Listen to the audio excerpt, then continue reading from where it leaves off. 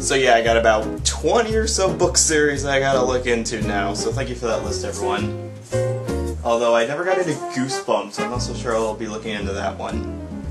I'll probably begin the Magic Treehouse series, though. I didn't really get into that back in elementary school. Probably should look into that now-ish. Probably a good idea to do that. Anyways, away from books and onto something that has absolutely nothing to do with books whatsoever. Well, kind of. Actually, come to think about this first story, actually is kind of about books, but comic books, the more entertaining of the book series in the world. No, not really. No. It can have words, it can have pictures, they're all still entertaining. So, what's the first thing on the list for this week? Well, the first thing is, actually think about it, we've had a Superman story in every news segment so far this year, so it's like, alright, here's another one. The Superman movie that's coming out, so, no, not Man of Steel, but the animated movie, Superman Unbound, another one, is coming to DVD this spring, but it's also having a premiere event.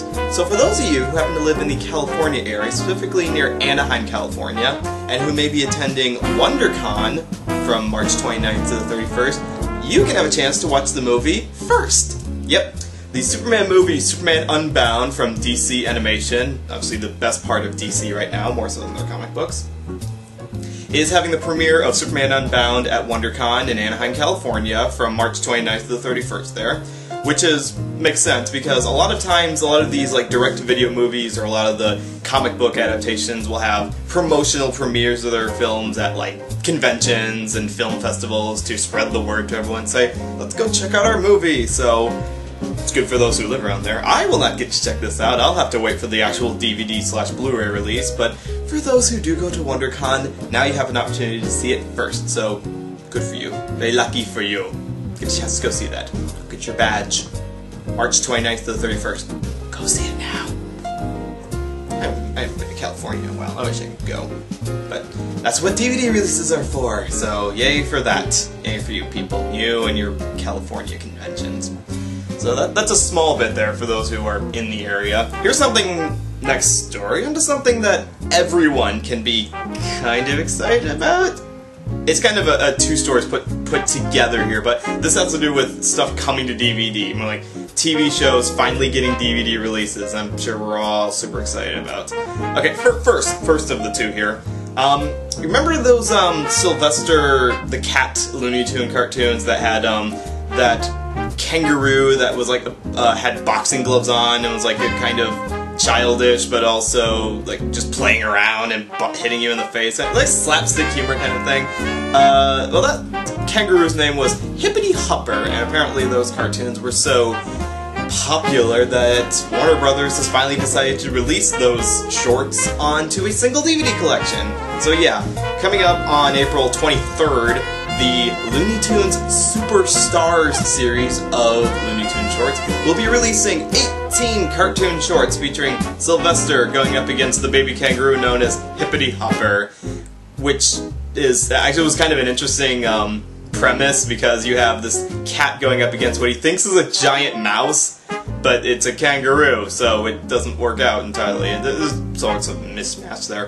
This is an okay release, and I'm actually glad to see some of the lesser-known Looney Tunes getting more attention. I mean, Hippity is not the most well-known, he's more of a secondary character, but at the same, I've said this before, I am really annoyed when Warner Brothers releases these shorts in, like, anthology collections as opposed to by-year collections, because for the hardcore collector, the person who, like, wants to collect an entire series or a whole anthology of something, this is a little annoying. If you could release it by year, like release all Looney Tunes shorts in 1932, then 33, then 34, like do all that, as opposed to releasing them by certain characters or just certain directors, like some of the Tom and Jerry shorts did that.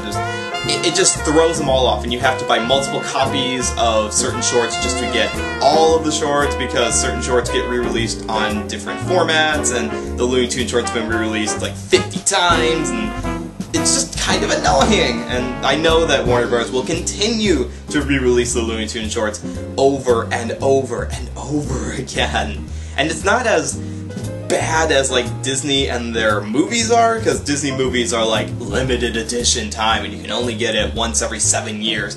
Looney Tunes shorts are not in memoriam, or whatever that thing is called, where you can only get them certain times of the decade. But at the same time, it's just kind of annoying when they're only in these kind of collections, these character collections, as opposed to by year collections. Ah well, so if you want that, April 23rd, go buy it. Okay, the second thing on the DVD releases here. How many of you remember that craze in the late 80s, early 90s, where the animation studios decided to take all of their famous cartoons and make kid versions of them, like junior versions of them, like you had Muppet Babies, or A Pup Named Scooby-Doo, or the Flintstone Kids, or every other junified version of everything they ever created? Yeah, we all remember that pretty well. Okay, well, do we all remember the Tom and Jerry Kids?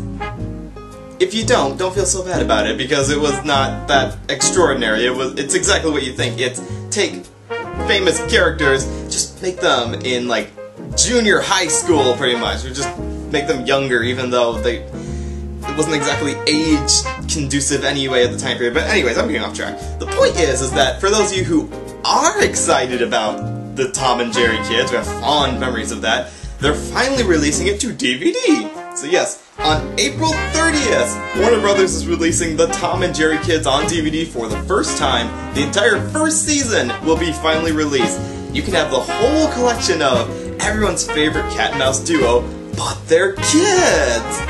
As well as other characters, like you've got Droopy there, he's got a son named Dribble, and Spike and Tyke, and just trying to take every MGM character and revamp them by saying, oh no, it's the same story, but they're younger! It's an easy cash grab, and it's kind of a way to make the characters relevant. Like, I'll say maybe the only good version of this kind of style, the junified version of cartoons, was probably the Pup Named Scooby-Doo series, which was good because it was not just Scooby-Doo, but younger. It was the Scooby-Doo characters ramped up to 1,000,000 with extra cartooniness thrown in there and put into the 80s. It wasn't like exactly detrimental, like it was not super 80s, but it felt like a series that needed, like it was purposeful to have been made, not just a quick cash grab.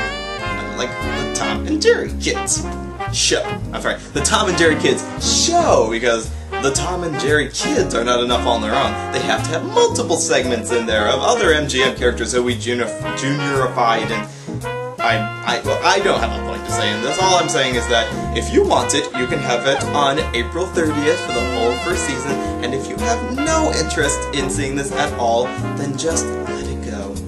This is a good thing, though. The good thing, not the show itself, but the fact that shows from the past, like Warner Brothers, is releasing its shows on DVD. This is a good thing. This is a very good thing. It's not like Disney, where they hold on to everything they've ever created, and they never ever release it unless it's a movie, in which case they release it 20 times. No, Warner Brothers knows better. It's like, we finally are getting Animaniacs Volume 4, we got Tiny Toons Volume 3, and now we're getting other stuff as well.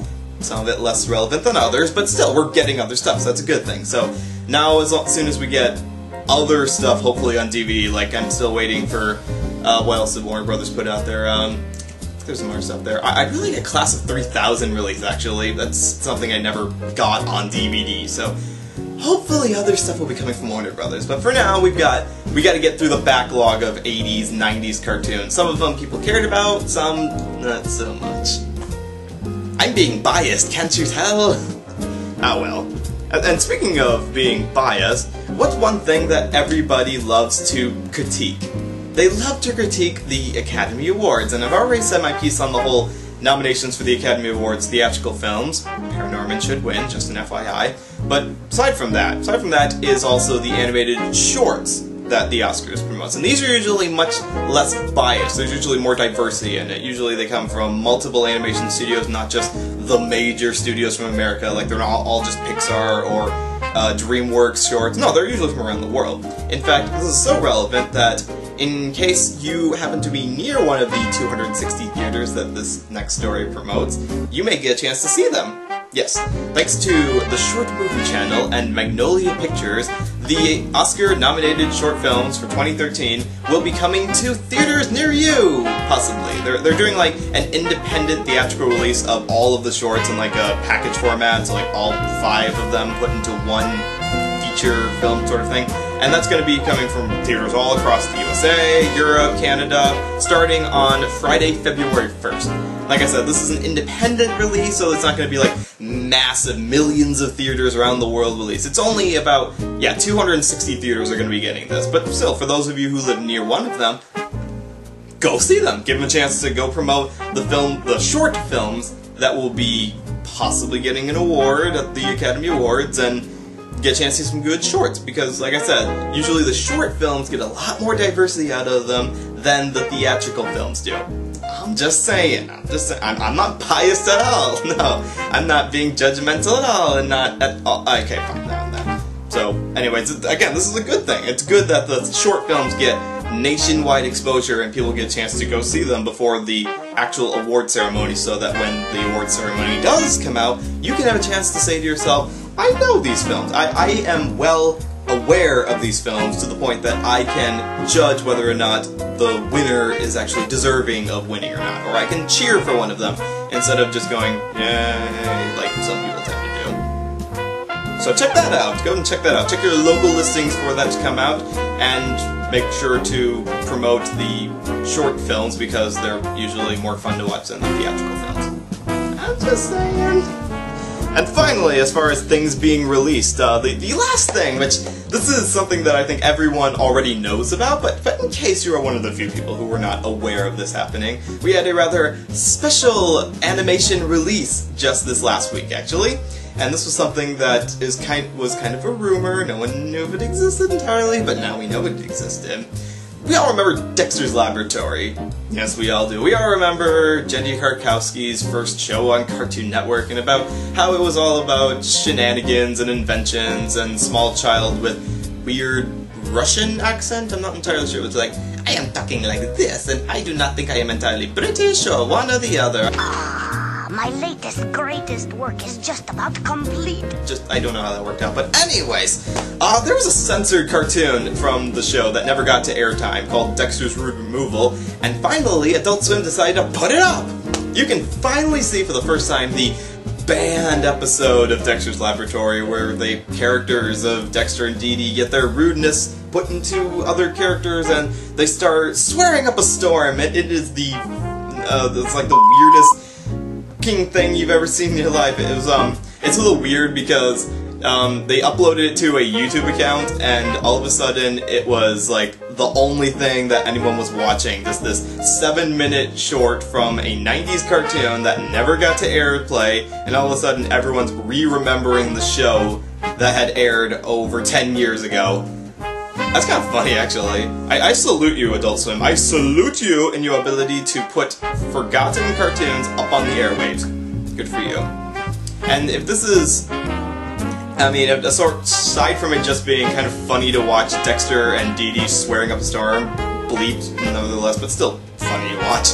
It's a good thing that Cartoon Network actually recognizes what their viewers want to watch, and actually gives them some stuff from the 90s that we never got before, and so now we got it. It's kind of like how they put up Cartoon Planet last year, and they started promoting some of their older cartoons now, and then they have some of the forgotten cartoons from that time period, so it shows that Cartoon Network, far cry from about 5 or so years ago where they were kind of dead in the water before they started making stuff like Chowder or Adventure Time, now they actually have a better grip on what their audience is going to be watching. And that's why we got stuff like DC Nation and Cartoon Planet and continuations of cartoons that people actually want to watch as opposed to making stuff that people doesn't want to watch.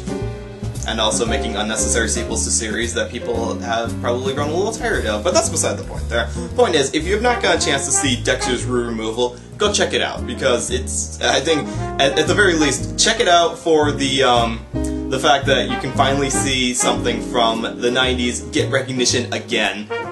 It's good. It really is good to get a little more recognition, because otherwise we might have forgotten entirely about this sort of thing. But no, we would not forget. We from the time period remember Powerpuff Girls and Dexter's Laboratory and other stuff that we probably would rather forget about. But besides the point there, kudos to you, Adult Swim, for getting that up. And that's all the stuff that's happened in the last week. now you know that if you live in Anaheim, California, you can go watch the new Superman movie. Or if you have $30 to spare, you can finally own the Tom and Jerry Kids show on DVD. Or maybe you should use that money to go to the theaters and go promote the Oscar-nominated shorts instead. I personally recommend doing that instead. So, that's all, and I'm not sure what I had this on for. It was, I don't know, I just want something different from the thumbnail, I guess. I don't know.